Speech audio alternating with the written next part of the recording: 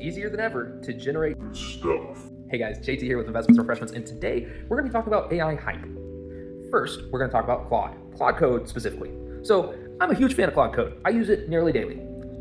But I want to talk about it for a second, because it leaked. The code behind Claude Code leaked, Codeception. And we can see exactly how the sauce is made, and the sauce is fairly simple.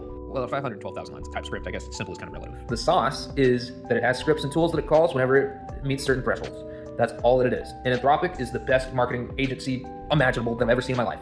They are selling us that Claude is doing something that nothing else could ever do, and that is just not true.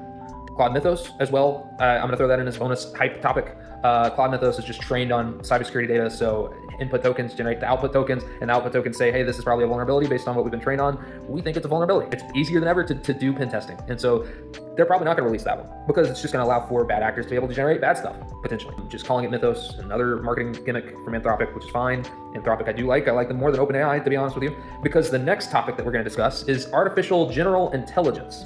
I have my gripes with Sam Altman. A little bit different than his sister's gripes with him, but I'm not going to talk about that. My gripes with Sam Altman are more related to him coming out and openly stating that we're close to artificial general intelligence, or hinting at it over and over again whenever he and every mind in the artificial intelligence community understands that AGI is further away than we think, because large language models are not going to get us there. We're going to have a different kind of transformer to be able to get there, because the way that large language models work is they take input tokens, generate the output tokens based on where different tokens exist within a grid, and it generates them sequentially, so one token after another. And just it's almost impossible because of the high risk of hallucination and confabulation that we can't get to AGI through LLMs alone.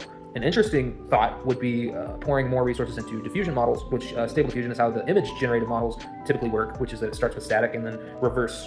It works it iteratively in reverse to be able to get to an image, because it was trained on how to take an image and then take it to pure static. And so it starts with what its output block is going to be, and now there's some research being done into text diffusion models. So something to keep an eye on, but it's going to be a while. Those are expensive to be able to run. They take a long time, and so I don't know if that's going to be the answer, but the answer is not LLMs. The last piece of hype is We are not cooked, Chad. whenever you generate images and videos, some of them are going to be indistinguishable to what humans would be able to make, which just is the case. But humans also create a bunch of garbage.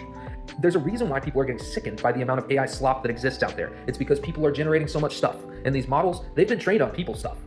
And they do it fairly well. But at the same time, people don't like all the people stuff that people generate. So at the same, that's a sentence.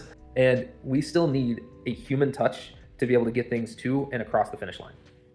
So all that being said, thank you guys so much, and have a great rest of your week. Nah, we are cooked.